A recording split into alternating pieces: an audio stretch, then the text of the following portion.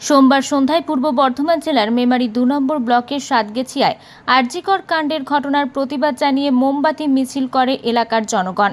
কালনা রোডের ফুটবল ময়দানের পার্শ্ববর্তী এলাকা থেকে মিছিলটি শুরু হয়।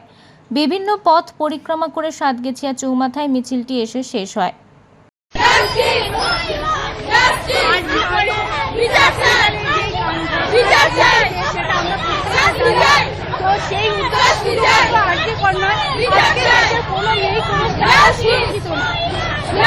আমাদের মেয়েদের জন্য আমরা অনুরোধ করবো আলাদাভাবে যে কোনো তার জন্য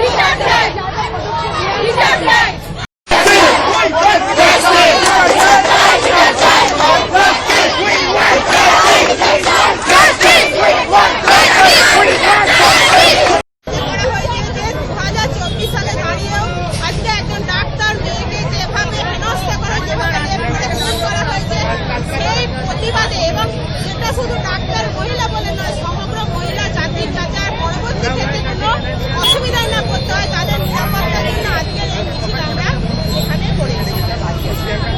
আপনার নাম? আমার নাম কিরণ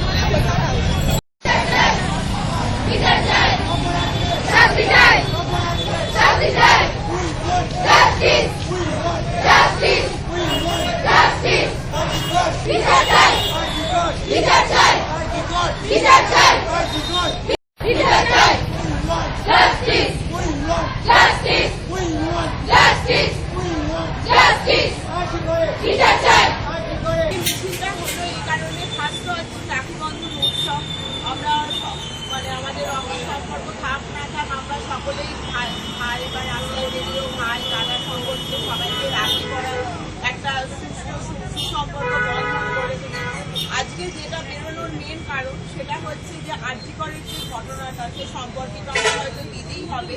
তাকে যে নৃশংসভাবে খুন করা হয়েছে বা খুন করা হয়েছে বা মানে গণধর্ষণ করা হয়েছে যদি এক প্রকার বলা হয়, তো তার জাস্টিসের জন্যই আজ আমাদের বেরোনো। এরকম ঘটনা আমরা আজকাল আশেপাশেই শুনতে পাই, প্রতিনিয়ত আশেপাশে কোনো না কোনো বোন দিদি এমনকি ছোট বাচ্চাদের সাথেও ঘটে চলেছে। মানে তারা বাচ্চাকেও বাচ্চা বলে ভাবে না যে সে কতটা মানে নিজের শিশুর সাথে 9 মাসের বাচ্চা থেকে আপনি মানে 60 বছরের বৃদ্ধের সাথেও এরকম ঘটনা ঘটে চলেছে।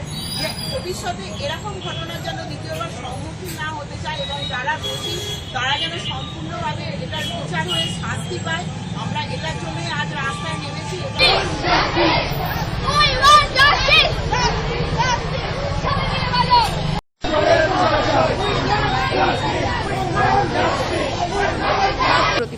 আরজিকরের যে ঘটনাটা হয়েছে সেটার এতটা নির্মম হয়েছে, এই ঘটনাটার আমরা জাস্টিস চাই। এরকমভাবে যে নৃশংসভাবে তাকে খুন করা হয়েছে রেপ করার পর সেটার নিম্নতম শাস্তি চাই আমরা।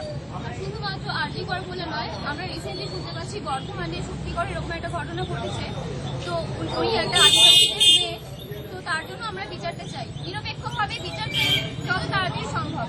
কারণ এরকম বিচার যদি ঢিলামি হয়ে যায় তাহলে অপরাধীরা কিন্তু সাহস পেয়ে যায় বলে আমাদের মনে হয়। আর যার জন্য আমাদের ভয়টা দিনে দিনে যেন বুকের মধ্যে গেঁথে যাচ্ছে। আমরা রাতের বেলা 6টার পর বেরোবো কিনা সেটা নিয়েও আমাদের 10 বার ভাবতে হচ্ছে। মেমারি থেকে মৃত্যুঞ্জয় যশের রিপোর্ট, আনন্দ বার্তা।